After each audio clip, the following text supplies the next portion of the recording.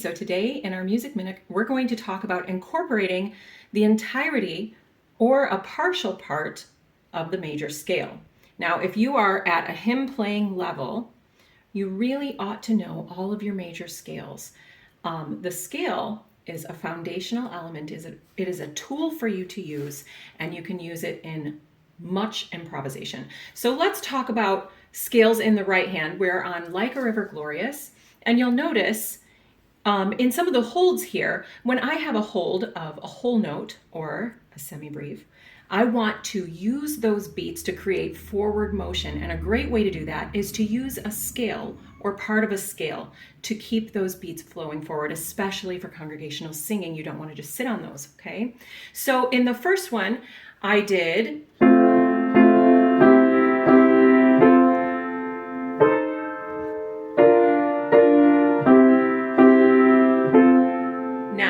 this is God's perfect peace in this hold, I notice that my next note in the melody is going to be an F.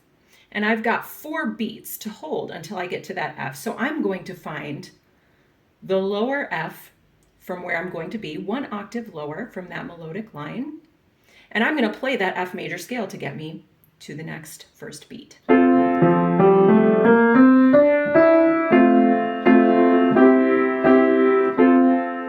So you notice it's quite easy, and if your hand is there and available, which it is, then you ought to just go ahead and play something. Now, it doesn't always have to be a major scale, but that's what we're talking about today. So we're going to do that, Is God's Perfect Peace, and play our scale again.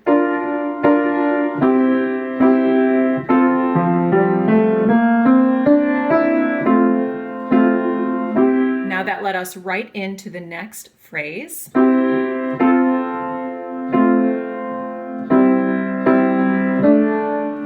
I'm going to play another scale. Now you'll notice I added a chromatic here. That is always an option. If you are not comfortable or don't want to do that, you can play that beginning C again. We've got an octave from C to C. And since I know that my next melodic note starts on C, and I'm already on a C, why not just play my scale to get there? Now remember, we're in the key of F major, so you want to play that B flat. Don't play it as a C major scale with no sharps or flats.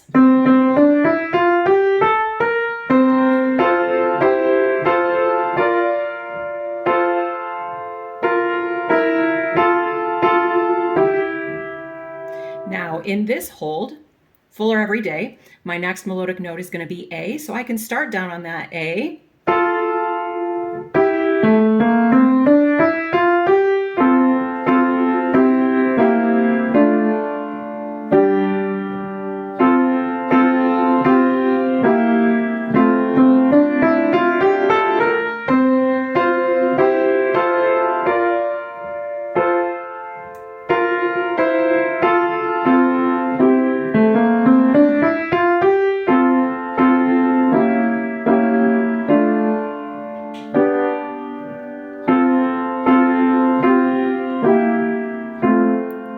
Now these are some ways that you can add a full major scale in the right hand.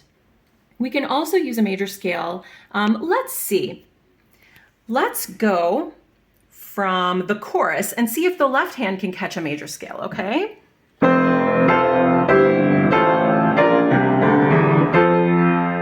Now, did you see that?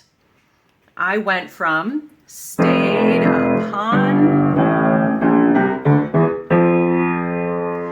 okay, and I played my full F major scale. That creates forward motion, and it's a really nice complement to your improvisation.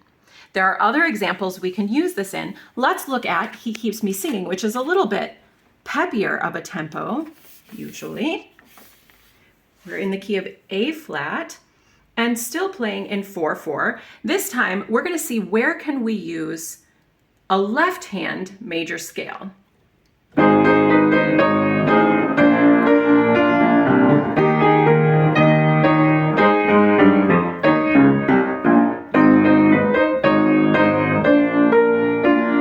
Now you'll notice I played that descending A flat major scale. Another way that you could use that exact one is in the hymn, A New Name Written Down in Glory. That's a lot of fun as well.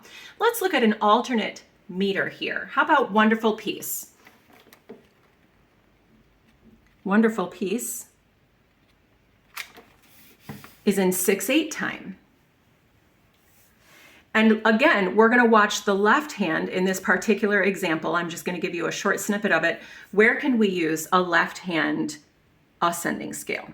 In the key of A flat in 6/8 time.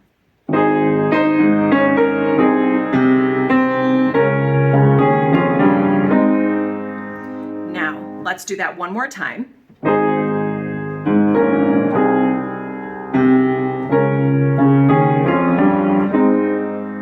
So I started on A flat, peace, peace, wonderful peace. That's my full A flat major scale. Now, you want to be able, if you're able to, you should be playing soprano, alto, and tenor in the right hand so that you can move freely with these octaves in the bass and not miss out on those important harmonies for your singers and congregational singing.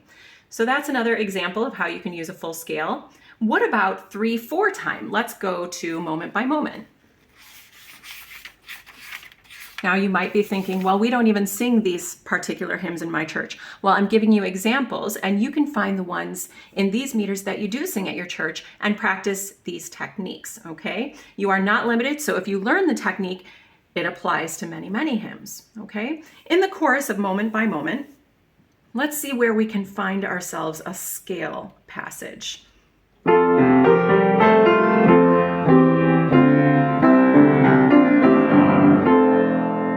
Now, you'll notice I started with my F.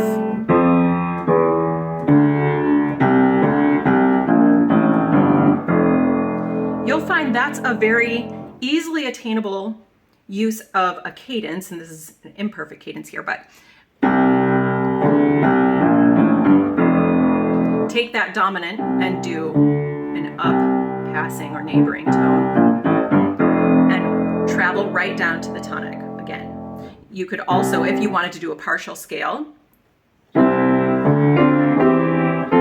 you could travel from that dominant right back upward to the tonic in stepwise motion. If you didn't want to do that neighbor tone, you could just go down.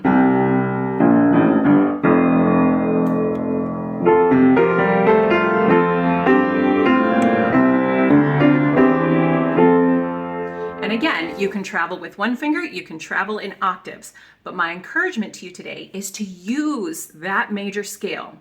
Use it partially, use it in its entirety. Know your major scales. They are going to be your best friend. They will help you. Let's do one more fun one. This would be a Rudy Atwood style. In Leaning on the Everlasting Arms, this is one of my favorite ones to do. And what we do is we skip the supertonic, the second tone of the scale in A flat, and we go. So we've skipped that B flat, but let me show you how that works.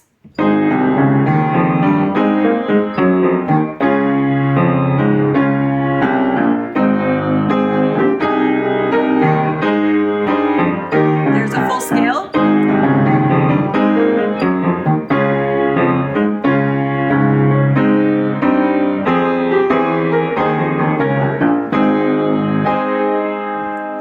That might be a fun one for the more advanced students to try. I hope this has been helpful.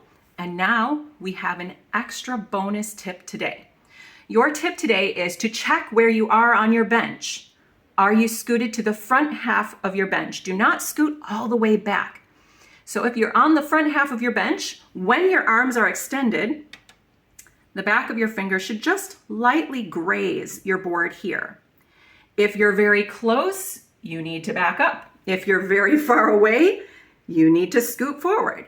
Make sure that you are seated on the front half of the bench. That way your weight can be distributed equally, arms and legs and body, and that's going to serve you really well and kind of cut out some tension that we're prone to have. I hope that's helpful, and I hope you have a great day.